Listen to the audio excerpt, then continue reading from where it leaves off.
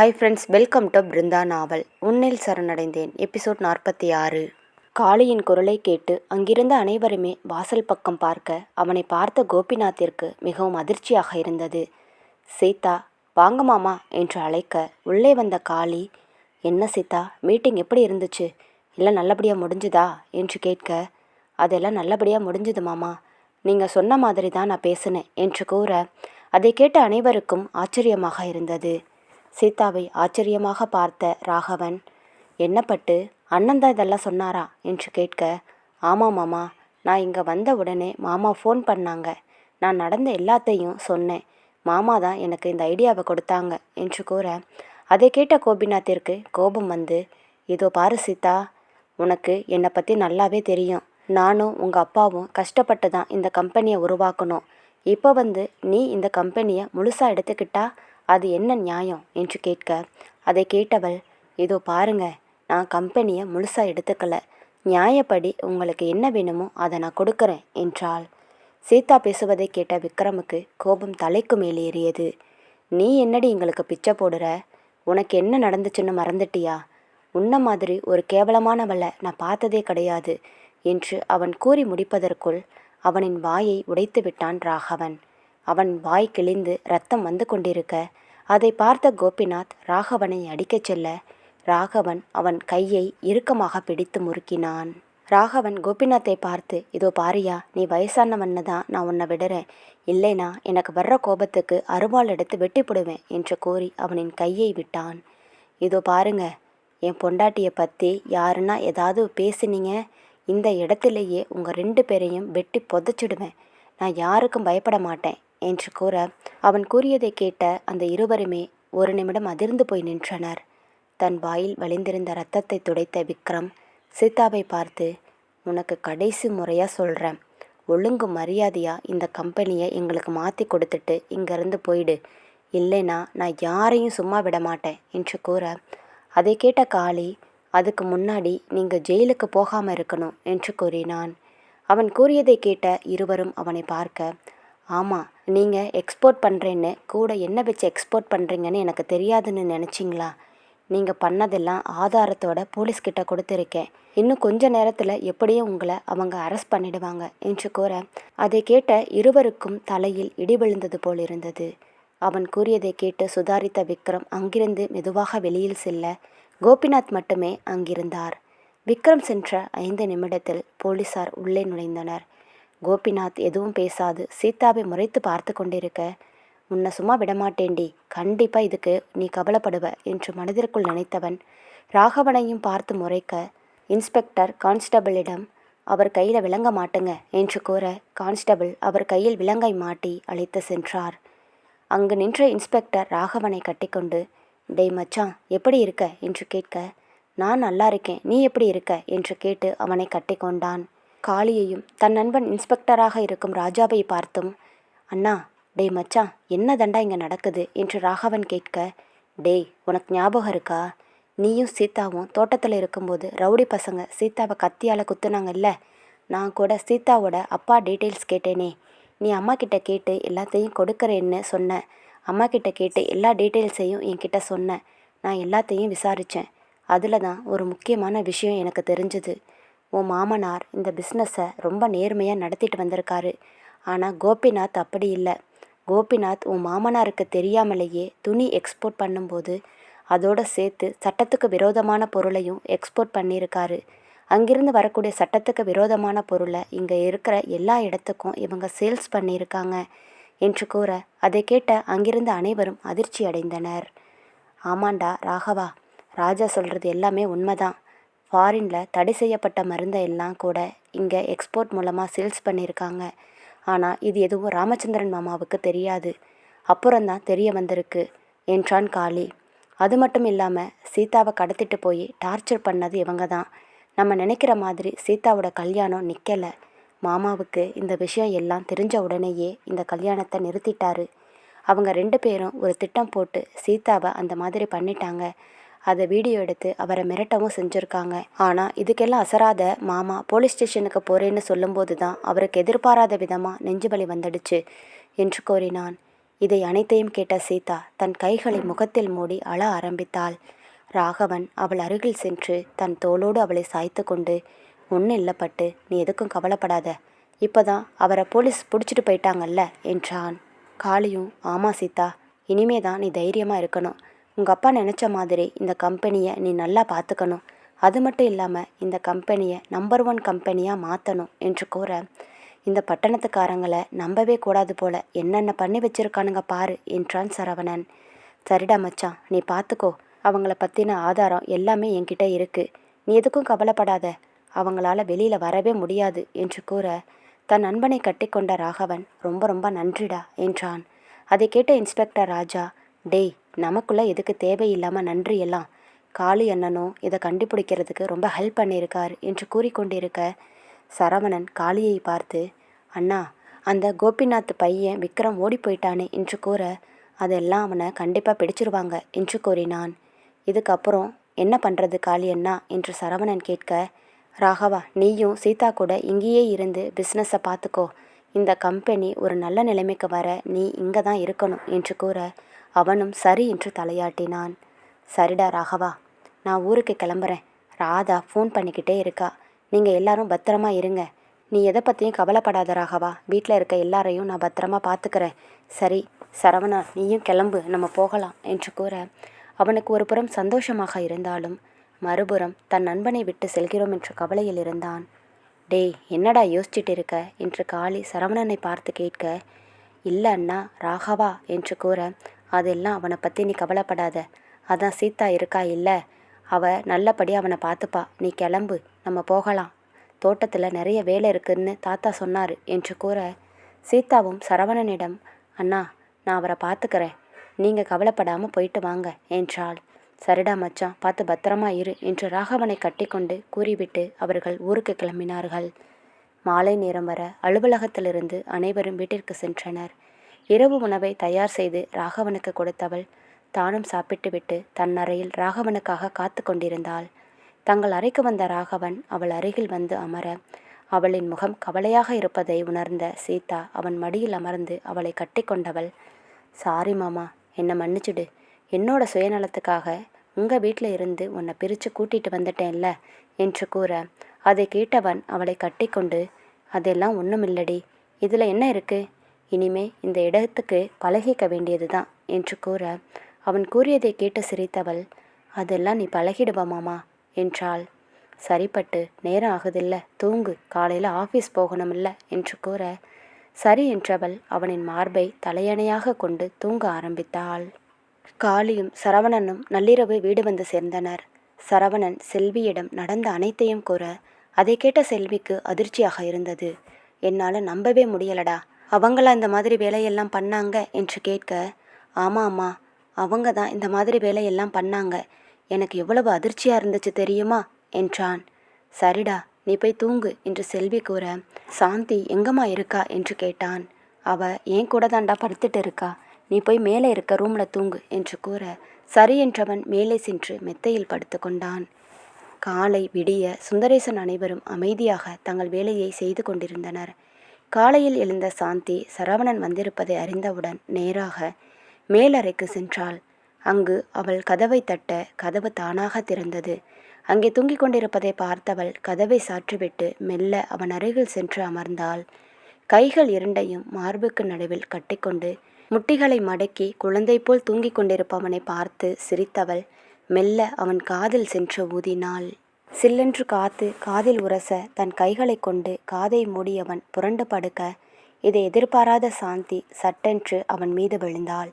திடீரென்று தன் மீது யாரோ விழுவதை பார்த்து கண் திறந்து பார்த்த சரவணன் மல்லிப்பூ போல் தன் மனைவி தன்மேல் விழுந்திருப்பதை பார்த்தவன் வசதியாக அவளை கட்டி அணைத்து கொண்டான். ஏய் செல்ல பொண்டாட்டி என்று கூறி அவள் கன்னத்தில் முத்தம் வைக்க, ஐயோ மாமா, முதல்ல விடு, யாராவது வந்துட போறாங்க என்று கூற, அப்பொழுதுதான் தாங்கள் எங்கு இருக்கிறோம் என்று உணர்ந்தவன் அவளிடமிருந்து விலகி நின்று, என்னடி ரொம்ப நேரம் தூங்கிட்டனா என்று கேட்க, இல்லை மாமா, மணி 8 தான் ஆகுது என்றாள்.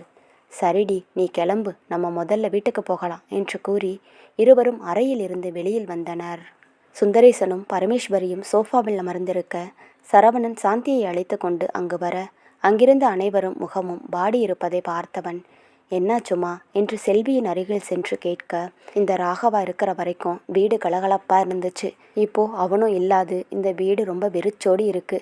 இந்த சீதா அத்தை அத்தைன்னு பின்னாடி சுற்றிக்கிட்டு இருக்கும் என்று கூறி கண்கள் கலங்கினார். அதை பார்த்தவன், என்னாச்சுமா, சின்ன குழந்தை மாதிரி இப்படி பண்ணிட்டு இருக்கீங்க என்று கூற, எனக்கே ஒரு மாதிரியாக இருக்குடா, என்னமோ வீட்லேயே ஆளுங்களே இல்லாத மாதிரி இருக்கு என்று பரமேஸ்வரி கூற, பாட்டி கொஞ்ச நாள் பொறுத்துக்கோங்க, அங்கே எல்லாம் சரியான உடனே ராகவன் வந்துட போகிறான் என்றான். சரிங்கம்மா, நீங்கள் கவலைப்படாமல் இருங்க, கூடிய சீக்கிரம் எல்லாம் சரியாயிடும், நான் வீட்டுக்கு கிளம்புறேன் என்றவன் சாந்தியை அழைத்து கொண்டு தன் வீட்டிற்கு சென்றான். காலையில் கண் விழித்த சீதா அலுவலகத்திற்கு செல்வதற்காக தயாராகி கொண்டிருக்க, யாரோ பாடும் சத்தம் கேட்டவள் தன் அறையில் இருந்து கீழே இறங்கி வந்தாள். ராகவன் கிச்சனில் வேட்டியை தூக்கி மடித்து கொண்டு பாடியபடி சமைத்து கொண்டிருக்க, அவன் செய்வதை தன் கன்னத்தில் கை வைத்து பார்த்து சிரித்து கொண்டிருந்தாள். ராகவன் அவளை பார்த்து, பட்டு நீ எப்போ வந்த என்று கேட்க, நான் முன்னாடியே வந்துட்டேன் மாமா என்று அவள் கூற, தட்டில் தோசை வைத்து கொண்டு எடுத்து வந்து அவளுக்கு ஊட்டினான். அவன் அவளிடமிருந்த உணவை வாங்கி கொண்டவள், உங்களுக்கு எதுக்கு இந்த வேலையெல்லாம் என்று கேட்க, இதில் என்ன இருக்கு பட்டு, உனக்கு வேற டைம் ஆயிடுச்சு, நீ சாப்பிட்டு முடித்ததும் உன்னை ஆஃபீஸில் விட்டுட்டு கடைக்கு போய் சமைக்க தேவையான பொருள் எல்லாம் வாங்கிட்டு வந்துடுறேன் என்று கூற, என்ன சொல்கிறீங்க மாமா, நான் மட்டும் தனியாக ஆஃபீஸ்க்கு போகணுமா, நீங்கள் என் கூட வரலையா என்று கேட்டாள். நான் அங்கே வரலடி, அங்கே எல்லாரும் இங்கிலீஷ் பயங்கரமாக பேசுகிறாங்க, உனக்கு தான் என்னை பற்றி தெரியுமே, எனக்கு சுட்டு போட்டால் கூட இங்கிலீஷ் வராது, என் பட்டுக்கு என்ன தேவையோ அதை பக்கத்தில் இருந்து நான் பார்த்துக்கிறேன், என் மதிய சாப்பாடு கூட எடுத்துகிட்டு வந்து தரேன் என்று கூற, மாமா என்ன சொல்கிறீங்க, நீங்கள் சமைச்சு போட வாங்க வந்தீங்க, அதுக்கெல்லாம் ஆள் வச்சுக்கிறேன், நீங்கள் என் கூட வந்து ஆஃபீஸில் இருங்க என்றாள். ப்ளீஸ் டி பட்டு, என்னால் ஆஃபீஸ் எல்லாம் வர முடியாது, என்னை புரிஞ்சுக்கோடி என்று ராகவன் கூற, சரி என்றவள் அலுவலகத்திற்கு கிளம்பினாள். ராகவன் அவளை அலுவலகத்தின் முன் இறக்கிவிட்டு காய்கறிகளை வாங்கி கொண்டு மீண்டும் வீட்டிற்கு வந்தான். சமைப்பதற்கு தேவையான பொருட்களை வாங்கி கொண்டு உள்ளே வர, அந்த வீட்டின் தோட்டக்காரர் ஒரு பெண்ணை கூட்டி வந்தார். அந்த பெண்ணை பார்த்த ராகவன், என்னாச்சுன்னா, யார் இவங்க என்று கேட்க, தம்பி இது என்னோட பேத்தி, காலேஜ் லீவுக்காக வீட்டுக்கு வந்திருக்கு, வீட்டில் சும்மா தான் இருக்குது, பாப்பா வீட்டில் வேலை செய்கிறதுக்கு ஆள் வேணும்னு கேட்டுச்சில்ல, அதனால தான் என் பேத்தியை கூட்டிகிட்டு வந்துட்டேன் என்று கூறினார். ராகவன், அண்ணா அது வயசு பொண்ணை எப்படி நான் வீட்டில் வேலைக்கு வச்சுக்கிறது என்று கூற, அதை கேட்டவர், என்ன தம்பி இது என்ன கிராமமா, எதுனா தப்பாக நினைக்கிறதுக்கு, இது பட்டணம் தம்பி, எல்லார் வீட்லேயும் வேலைக்காரங்க இருக்காங்க, இதில் ஒன்றும் தப்பில்லை தம்பி என்று கூறினார். தான் வாங்கி வந்த காய்கறிகளை எல்லாம் கிச்சனுக்குள் எடுத்து செல்ல, அண்ணா ஒரு நிமிஷம் அதை நான் எடுத்து வைக்கிறேன் என்று அந்த பெண் கூறியதும் அவனுக்கு மகிழ்ச்சியாக இருந்தது. சரிம்மா நான் சமைக்கிறேன் என்று ராகவன் கூற, இல்லை அண்ணா எல்லா வேலையும் நானே பார்த்துக்கிறேன் என்று கூறி சமையல் அறைக்குள் சென்றாள். அவன் என்ன செய்வதென்று புரியாமல் வெளியில் வந்து தோட்டத்தை விரித்து பார்த்து கொண்டிருந்தான். தோட்டத்தில் இருந்த சுந்தரேசனை பார்த்த சரவணன், என்ன தாத்தா எவ்வளவு சீக்கிரம் வந்துட்டீங்க என்று கேட்க, வீட்டில் இருக்கவே பிடிக்கலடா, அதனால தான் இங்கே வந்துட்டேன், இந்த ராகவன் இல்லாமல் எனக்கு ஒரு வேலையும் ஓட மாட்டேங்குதுடா என்றார். சுந்தரேசன் ராகவனை நினைத்து பேசிக்கொண்டிருக்க அவரது ஃபோன் அடித்தது. அதை எடுத்து பார்க்க அதில் ராகவன் எண் வந்ததை பார்த்தவர் கண்களை துடைத்து கொண்டு புன்னகை முகமாகவே அவனிடம் பேசினார். என்னடா பேராண்டி எப்படி இருக்க என்று கேட்க, நானே இவ்வளவு வெறுப்பாக இருக்கேன்னு தெரியுமா என்றான். என்னடா சொல்கிற பேராண்டி என்று சுந்தரேசன் கேட்க, நீங்கள் வேற தாத்தா, எனக்கு இங்கே இருக்கவே பிடிக்க மாட்டேங்குது என்றான். ஏண்டா நீயும் சீதா கூட சேர்ந்து ஆஃபீஸ் போகலையா என்று கேட்க, அட போங்க தாத்தா, அங்கே போனால் இங்கிலீஷில் தான் பேசணும், அங்கே என்ன பேசிக்கிறாங்கன்னு ஒன்றுமே தெரிய மாட்டேங்குது என்று கூற, அதை கேட்டு சிரித்த சுந்தரேசன், எதுக்கு தாண்டா படிக்கிற வயசில் படிக்கணும்னு சொல்கிறது, இந்த பரதேசி பையன் கூட சேர்ந்து ஊரை சுற்றுனதால தான் உனக்கு படிப்பே ஏறலை என்றார். அதை கேட்ட சரவணன், ஆமாம் என் கூட சேரலைன்னா மட்டும் உன் பேரன் கலெக்டர் ஆயிருப்பான், ஏன் தாத்தா இப்படி அநியாயத்துக்கு பண்ணுற என்று கூற, என் பேராண்டி நல்லா படிச்சிருந்தா கலெக்டர் தான் ஆயிருப்பான், உன் கூட சேர்ந்து தான் உருப்படாது போயிட்டான் என்றார். அப்படியா, இப்போ என்ன பண்ணுறாரு அந்த கலெக்டர் என்று கேட்க சுந்தரேசன் ஃபோனை ஸ்பீக்கரில் போட்டார். என்னடா மச்சான், தங்கச்சி கூட நீ ஆஃபீஸ்க்கு போகலையா என்று சரவணன் கேட்க, அட போடா, ஏதோ நீ நேற்று இருந்தால் நான் போனேன், இன்னைக்கு போகிறதுக்கு எனக்கு பிடிக்கவே மாட்டேங்குதுடா என்று கூற, அப்போ வீட்டில் என்னடா பண்ணுற என்று கேட்டான். காலையில் சீதாவுக்கு டிஃபன் செஞ்சு கொடுத்தேன், அதுக்கப்புறம் அவளை ஆஃபீஸில் விட்டுட்டு காய்கறி எல்லாம் வாங்கிட்டு வந்தேன் என்று கூற சரவணனுக்கு சிரிப்பு தாங்கிக் கொள்ள முடியவில்லை. டேய் மச்சான், நீ அங்கே சமைச்சு போடத்தான் போனியா என்று கேட்க, டேய் நீ வேற என்னை வெறுப்பேற்றிக்கிட்டு இருக்காத. இப்போது அதை கூட செய்ய முடியாது. அந்த தோட்டக்காரர் அண்ணா இருக்காங்கல்ல, அவங்க பேத்தியை கூட்டிகிட்டு வந்திருக்காரு. அந்த பொண்ணு தான் சமையல் செஞ்சு வீடு எல்லாம் சுத்தம் பண்ணுது. எனக்கு ரொம்ப வெறுப்பாக இருக்குதுடா என்று கூற, டேய் அப்படியெல்லாம் சொல்லாதடா, நீ ஆஃபீஸ்க்கு கிளம்பு என்று சுந்தரேசன் கூற, தாத்தா எங்கன்னா போய் மூட்டையை தூக்க சொன்னா கூட நான் சந்தோஷமாக அந்த வேலையை செய்கிறேன். ஆனால் இந்த கோட்டு சூட்டெல்லாம் போட்டுக்கிட்டு நினச்சாலே எனக்கு கடுப்பாக இருக்குது என்றான். டேய் மச்சான், நான் அங்கே வந்துடவா என்று சரவணன் கேட்க, தயவு செஞ்சு வாடா, எனக்கு ரொம்ப கவலையாக இருக்குது என்று ராகவன் சொல்ல, சுந்தரேசன் சரவணனை பார்த்து, டேய் அவங்க அங்கே நல்லா இருக்கிறது உனக்கு பிடிக்கலையா? அங்கே போய் கூட நீ அவன் உயிரை எடுத்துக்கிட்டு இருக்க போறியா? கொஞ்ச நேரம் கம்முன்னு இருடா என்றார். என்ன தாத்தா பொசுக்குன்னு இப்படி சொல்லிட்டீங்க? என் நண்பன் என்னை விட்டு இருக்க எவ்வளவு கஷ்டப்படுறான் பாரு என்று கூற, அதெல்லாம் ஒன்றும் கஷ்டப்படலை, போய் வேலையை பாருடா என்று சரவணனை திட்டியவர் ஸ்பீக்கரை ஆஃப் செய்து காதில் ஃபோனை வைத்தார். ராகவா, நீ ஒன்றும் கவலைப்பட்டுட்டு இருக்காத, எல்லாம் கூடிய சீக்கிரத்தில் சரியாயிடும் என்று கூறி ஃபோனை வைத்தார் சுந்தரேசன். சுரேஷ் நதியாவை அழைத்து கொண்டு பாக்கியம் வீட்டிற்கு சென்றிருந்தான். ராதா, பாக்கியம் இருவரும் வேலைகள் செய்து கொண்டிருக்க வீட்டின் உள்ளே நுழைந்த நதியா ராதாவை பார்த்து மிகவும் ஆச்சரியமடைந்தாள். ராதா பாக்கியத்துடன் சேர்ந்து சமையல் கட்டில் வேலை செய்து கொண்டிருக்க அதை பார்த்த சுரேஷ், நதியா இது அண்ணியா என்று கேட்க, எனக்கும் அதாங்க ஆச்சரியமாக தான் இருக்குது என்று இருவரும் பேசிக்கொண்டே அங்கு நடப்பதை பார்த்து கொண்டிருந்தனர். சுரேஷும் நதியாவும் வீட்டின் வெளியே நின்று கொண்டிருப்பதை பார்த்த கவரிமான், அட வாங்கப்பா உள்ள என்று கூப்பிட, அப்பொழுதுதான் பார்வதியும் ராதாவும் அங்கு சுரேஷும் நதியாவும் வந்ததை கவனித்தனர். அவர்கள் இருவரும் நதியாவின் அருகில் சென்று அவளை நலம் விசாரிக்க, நதியாவும் ராதாவுடன் இயல்பாகவே பேசினாள். ராதா நதியாவின் வயிற்றை தொட்டு பார்த்து எத்தனை மாசம் என்று கேட்க, 7 அக்கா என்று கூறி நதியா அவளிடம் சாதாரணமாகவே பேசினாள். அவர்கள் பேசிக்கொண்டிருக்க ராதாவை பார்ப்பதற்காக சாரதா ராதாவின் வீட்டிற்கு வந்தார். சாரதா வீட்டு வாசலிலே நிற்க உள்ளே ராதாவும் நதியாவும் சாதாரணமாக பேசிக்கொண்டிருப்பதை பார்த்தவருக்கு மிகவும் அதிர்ச்சியாக இருந்தது. சாரதா வந்ததை கவனிக்காத ராதா நதியாவிடம், நதியா உனக்கு நான் காஃபி போட்டு எடுத்துட்டு வரவா என்று கேட்க, அந்த வார்த்தையை கேட்டு கோபமான சாரதா, ஏண்டி அறிவு கிட்டவளே, உனக்கு அறிவு இருக்கா இல்லையா என்று கேட்க, அவள் குரல் கேட்ட பிறகுதான் அங்கு சாரதா வந்திருப்பதை அனைவரும் கவனித்தனர். நதியாவின் மனதுக்குள் பயம் வர அருகில் நின்ற சுரேஷ் அவளின் கையை இறுக்கமாக பிடித்து கொண்டான். சுரேஷ் நான் இருக்கிறேன் என்பது போல அவள் கையை பிடித்தவன் அவள் அருகில் இன்னும் நெருங்கி நின்று கொண்டான். சாரதாவை பார்த்த ராதா, அம்மா எப்போ வந்த, உள்ள வாமா என்று கூற, நான் வந்தது இருக்கட்டும், நீ என்ன வேலை பண்ணிக்கிட்டு இருக்க? அந்த வேலைக்கார நாய்க்கு நீ வேலை செஞ்சுட்டு இருக்கியா என்றாள். அதை கேட்ட ராதாவுக்கு கோபமாக, அம்மா தயவு செஞ்சு இந்த மாதிரி பேசுகிறத நிறுத்து, இந்த மாதிரி தான் நீ பேசுவன்னா இந்த வீட்டு பக்கமே வராத என்று கூற, அதை கேட்ட சாரதாவுக்கு மேலும் அதிர்ச்சியாக இருந்தது. ஏண்டி நான் பெத்த பொண்ணு தானே, நீ என்னடி இப்படி மாறிட்ட? பெத்த அம்மாவையே இந்த மாதிரி பேசுகிற என்று கேட்க, அதை கேட்ட ராதா, முதல்ல நீ வாமா என்று அவரின் கையை பிடித்து இழுத்து கொண்டு மேலே சென்றாள். சாரதாவை பார்த்த பாக்கியத்திற்கு மனம் ஏனோ பதட்டமாக இருக்க அதை கவனித்த சரவணன், அதெல்லாம் ஒன்றுமில்லை, நீங்கள் எதுக்கு இப்படி பயந்துட்டு இருக்கீங்க என்றான். சரிம்மா நாங்கள் கிளம்புறோம் என்று சுரேஷ் கூற, அதை கேட்ட பாக்கியம், என்னடா இப்போ தான் வந்தீங்க, அதுக்குள்ளே கிளம்புறேன்னு சொல்கிற? இல்லைம்மா அவங்க வேற இருக்காங்க, இங்கே இருந்தால் தேவையில்லாத பிரச்சனை தான் வரும் என்று கூறியவன் நதியாவை அழைத்து கொண்டு தன் வீட்டிற்கு சென்றான். தன் வீட்டிற்கு வந்த சுரேஷ் நதியாவை வீட்டில் விட்டுவிட்டு தோட்டத்திற்கு சென்று வேலைகளை பார்த்து கொண்டிருந்தான். மாலை நேரம் வர நதியா நடந்த அனைத்து விஷயங்களையும் நினைத்து கொண்டு கவலையில் ஆழ்ந்தபடி திண்ணையில் அமர்ந்திருந்தாள்.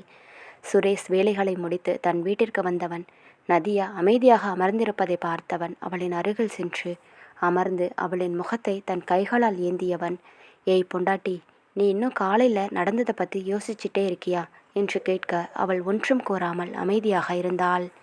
ஏய் என்னை பாருடி என்று அவளின் தாடையை தன் கைகளில் ஏந்தியவன், ஏய் பொண்டாட்டி, உனக்கு தான் அவங்கள பற்றி நல்லா தெரியும்ல, நீ அதெல்லாம் யோசிச்சுட்டு இருக்காத, இப்படி இருந்தால் எனக்கு ரொம்ப கஷ்டமாக இருக்குடி என்று கூற அவன் கஷ்டப்படுவதை பார்த்தவள், அதெல்லாம் ஒன்றுமில்ல மாமா, நான் நல்லா தான் இருக்கேன் என்றாள். அவளின் காலை தூக்கி தன் தொடைமேல் வைத்தவன் அவளின் காலை மெதுவாக அமைக்கிவிட மாமா என்ன பண்ணுறீங்க விடுங்க என்றாள். சரிடி, நம்ம பையன் என்ன பண்ணுறான் என்று கேட்க, அப்பொழுது அவள் வயிற்றில் அந்த குழந்தை அசைய, சட்டென்று அவன் கையை எடுத்து தன் வயிற்றில் வைத்தவள், அமைதியா இரு மாமா என்று கூற, அந்நேரம் குழந்தை அசைய, குழந்தையின் அசைவை உணர்ந்தவன் வானத்தில் மிதப்பது போல் மகிழ்ச்சி அடைந்தான். ஏய் பொண்டாட்டி, என் பையன் அசைறான் என்று கூறி அவளின் மணி போன்ற வயிற்றுக்கு முத்தம் கொடுத்தான். இருவரும் சிறிது நேரம் பேசிக்கொண்டிருக்க, சரிங்க மாமா, வாங்க, உங்களுக்கு சாப்பாடு எடுத்து வைக்கிறேன் என்றவள் நேராக உள்ளே சென்று அவனுக்கு சாதத்தை எடுத்து வைத்தாள். காளி ராகவனுக்கு ஃபோன் செய்ய அதை அட்டன் செய்தவன், சொல்லுங்கண்ணா என்று கூற, டேய் ராகவா, அங்கே ஒன்றும் பிரச்சனை இல்லையே என்று கேட்க, அதெல்லாம் ஒன்றுமில்லண்ணா என்றான். உன்கிட்ட ஒரு முக்கியமான விஷயத்த சொல்லணும், அதுக்காகத்தான் உனக்கு ஃபோன் பண்ணேன் என்று கூற, சொல்லுங்கண்ணா என்றான். அந்த விக்ரமை எங்கே தேடியும் பிடிக்க முடியலையாம். எங்கேயோ போய் ஒளிஞ்சுக்கிட்டான். கூடிய சீக்கிரத்தில் அவனை பிடிச்சிருவாங்க. அது வரைக்கும் நீ கொஞ்சம் பத்திரமா இரு. அது மட்டும் இல்லாமல் அவங்க அப்பாவுக்கு ஜாமீன் வாங்க ஏற்பாடு வேற பண்ணிக்கிட்டு இருக்கிறதா கேள்விப்பட்டேன் என்று கூற, அதை கேட்டவன், அவங்களால எங்களை எதுவும் பண்ண முடியாது, நீங்கள் பயப்படாமல் இருங்க அண்ணா, நான் சீதாவை பத்திரமா பார்த்துக்கிறேன் என்றான். விக்ரம் யாருக்கும் தெரியாத ஒரு வீட்டில் தங்கி சீதாவை நினைத்து கோபமாக குடித்து கொண்டிருந்தான். இருடி, எங்கள் அப்பாவையே ஜெயிலுக்கு போக வச்சுட்டல்ல, உன்னை சும்மா விடமாட்டேண்டி என்று கூறி கோபமாக அவளையும் ராகவனையும் நினைத்து குடித்து கொண்டிருந்தான். இக்கதை தொடரும். இக்கதை உங்களுக்கு பிடித்திருந்தால் மறக்காமல் வீடியோவுக்கு லைக் அண்ட் சப்ஸ்கிரைப் பண்ணுங்கள். தேங்க்யூ.